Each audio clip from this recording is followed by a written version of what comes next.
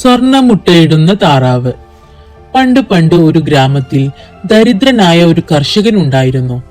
അദ്ദേഹത്തിന് സ്വന്തമായി ഒരു താറാവ് ഉണ്ടായിരുന്നു. ഒരു ദിവസം രാവിലെ താറാവ് കൂട് പരിശോധിക്കാൻ പോയ കർഷകൻ അത്ഭുതപ്പെട്ടുപോയി. അവിടെ താറാവ് തിളങ്ങുന്ന ഒരു സ്വർണ്ണമുട്ടയിട്ടിരിക്കുന്നു. ആദ്യം അദ്ദേഹത്തിന് തന്റെ കണ്ണുകളെ വിശ്വസിക്കാനായില്ല.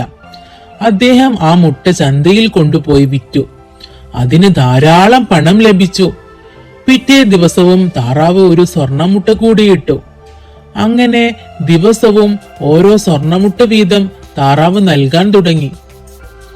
താമസിയാതെ കർഷകൻ ആ ഗ്രാമത്തിലെ ഏറ്റവും വലിയ പണക്കാരനായി മാറി. പക്ഷേ പണം കൂടിക്കൂടി വന്നപ്പോൾ കർഷകന്റെ മനസ്സിൽ അത്യാഗ്രഹം വളർന്നു. അദ്ദേഹം ചിന്തിച്ചു, ഈ താറാവിന്റെ ഉള്ളിൽ വലിയൊരു സ്വർണശേഖരം തന്നെ ഉണ്ടാകും.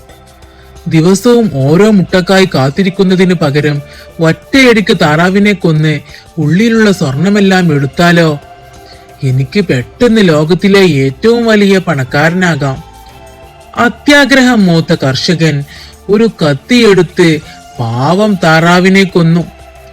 പക്ഷെ താറാവിനെ കീറി നോക്കിയപ്പോൾ അതിന്റെ ഉള്ളിൽ സാധാരണ താറാവുകളെ പോലെ മാംസവും രക്തവും മാത്രമേ ഉണ്ടായിരുന്നുള്ളൂ. ഒരു തരി സ്വർണം പോലും അതിലുണ്ടായിരുന്നില്ല.